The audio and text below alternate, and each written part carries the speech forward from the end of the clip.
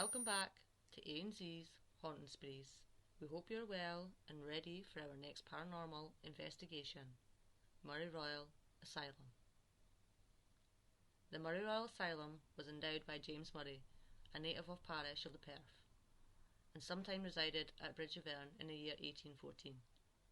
The asylum was designed by architect William Byrne in 1821 and erected under the management and superintendence of David Beatson of Kirkpotty and Robert Peddy, City Clerk of Perth, Mr. Murray's executors. Mr. Beatson was the last surviving executor when the asylum was finally built and opened on the 28th of May 1827. Murray Royal is the earliest surviving asylum in Scotland that stands today. Montrose had the first ever asylum built in 1782, followed by Aberdeen in the 1800s, Glasgow 1807, Dundee 1812 and Edinburgh 1813, but sadly the buildings had to be demolished.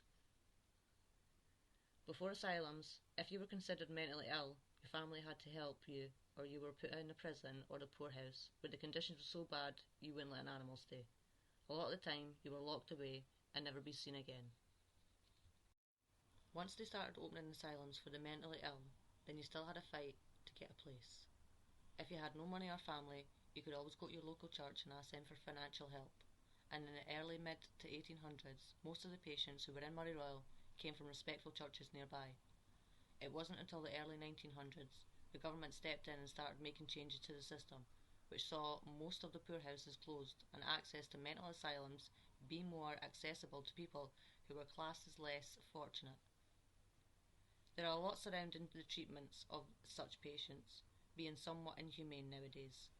Things such as lobotomies, electroconvulsive shock therapy, hydrotherapy proving to be a popular technique, commonly used in freezing or hot temperatures for hours at a time, submerged in a bath, or sprayed with a deluge of shockingly cold water. Asylums also relied heavily on restraints, and as time went on, overcrowding became a problem, and the use of the restraints were more of a means of controlling patients. Around 1833, Murray Royal was extended and again in 1888 to provide further accommodation for the use of the asylum. Now, with that little bit of history being said, we can reveal we have visited this place, as it is said to be one of the most haunted asylums in Scotland. We started off slow, getting to know our surroundings, and within time we got some of the best paranormal evidence to date.